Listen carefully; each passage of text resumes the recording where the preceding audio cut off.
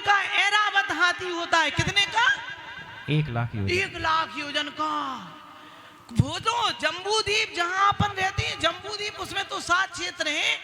ये भरत क्षेत्र तो बहुत छोटा है 526 है, 9/9 है ना, तो ये तो बहुत छोटा है। लेकिन वो 1,00,000 योजन का हाथी उस अयोध्या में कैसे आ गया? क्योंकि वो भी देव था, उसने व्यक्रियक शरीर से छोटा रूप बनाया और आया बनारस में। सभी तीर्थंकरों का जन्म, बताओ, सभी तीर्थंकरों का जन्म बनारस या अयोध्या। वैसे तो अयोध्या ही में होता है, अयोध्या ही में होता है, लेकिन ये भी काल का प्रभाव है, हुंडा अवसर पड़ी। तो वो आया, छोटा रूप बना, लेकिन कैसा था वह ऐरावत हाथी? अयोध्या में भगवान, आज आदिनाथ भगवान का जन्म हुआ तो अयोध्या में उनकी पांडुक शिला नहीं लगी। कहां लगी पांडुक शिला? विदेह क्षेत्र में। कहां पर? जम्बूद्वीप के, जम्बूद्वीप के जहां अपन रहते हैं, जम्बूद्वीप है ना। इसमें 7 क्षेत्र हैं, 7 क्षेत्र हैं। पहला भरत, हेमवत, हरि, और चौथा विदेह, रम्यक, हिरण्यवत और ऐरावत।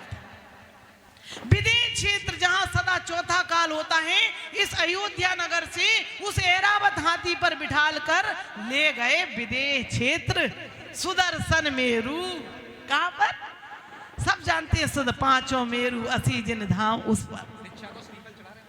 तो 7 प्रकार की सेना थी, 106 करोड़ प्रकार के 7 प्रकार की सेना में, हर सेना में इतने तो हाथी थे।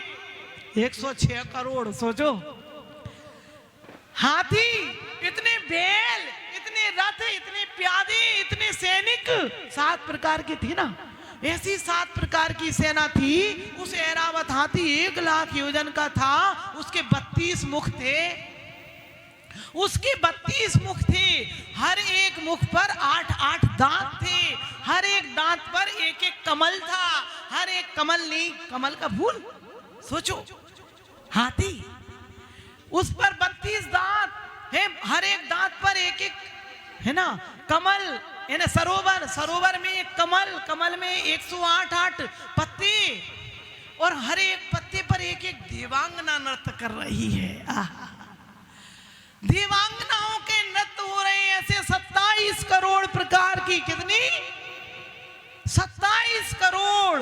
अच्छा हो, बस 27 करोड़ अप्सराएं उस ऐरावत हाथी पर, है ना, नृत्य करती है। वह आबयोग जाति का होता है। ऐसे 1008 कलशों से, कितना? 1008 कलशों से भगवान का अभिषेक हुआ। दाहिनी पैन में चिन्ह देखकर 1008 नामों से सौधर्म ने स्तुति की और 1000 नेत्रों को बनाया। वह कलश भी बहुत बड़े बड़े थे, 8 योजन गहरे, 4 योजन चौड़े और 1 योजन के, बसु योजन गहराई वाले, 4 योजन चौड़ाई वाले, 1 योजन मुख के, 1 योजन कितना? 12 किलोमीटर का, छोटा लगा 12 किलोमीटर, तो 96 किलोमीटर तो गहराई थी, 48 किलोमीटर चौड़ाई थी। ऐसे 1000 कलश थे। आइए, समय अपनी गति से चल रहा है। ऐसे भगवान का, है ना, वह माँ धन्य हो गई। आज जो भी यहाँ पर सौधर्मेंद्र माता पिता बने, ऐसे आपको सिद्ध क्षेत्र सोनागिर में महाराज जी ने अभी पंच कल्याण कराए, अभी नवंबर में, और अब फरवरी में भी कराएंगे। और फिर, है ना, 2 फरवरी से 2 से 8 फरवरी तक हमने कहा है, गुरु महाराज से निवेदन किया है कि महाराज जी, विनय सागर महाराज, ये तो आप ही कर सकते हैं, क्योंकि आज तक कहीं भी पूरी दुनिया में ऐसा नहीं हुआ है। या तो पारसनाथ का हुआ या आदिनाथ का हुआ। सुनो तो सही, अभी फिर ताली बजाओगे। या तो आदिनाथ का हुआ या पारसनाथ या नेमिनाथ या शांतिनाथ, जो भी है, मुनि सुब्रतनाथ, लेकिन आज तक ऐसा कभी नहीं हुआ।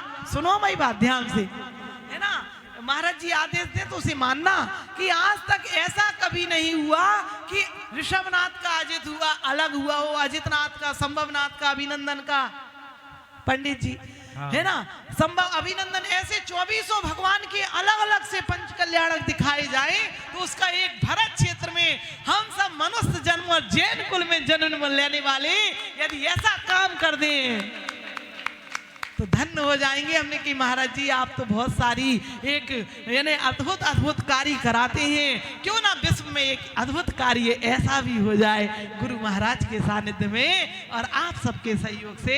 तो आएंगे, ऐसी हमारी भावना है, अब पूरी हो जाए, जीवन रहा तो धर्म स्नेही भव्य आत्माओं अब समय। और ऐसे ही 4 मई से 9 मई तक चरिया शिरोमणि अध्यात्म योगी विशुद्ध सागर महाराज पट्टाचारी जो बन गए हैं परम बीतरागी संत, उनके सानिध्य में होने जा रहे हैं। 24 थे, अब 72 पंच कल्याणक महोत्सव होने जा रहे हैं, जिसमें 24 तो माता पिता स्वधर्मेंद्र बन चुके, और भी सिर्फ स्वधर्मेंद्र बनेंगे आप सबके।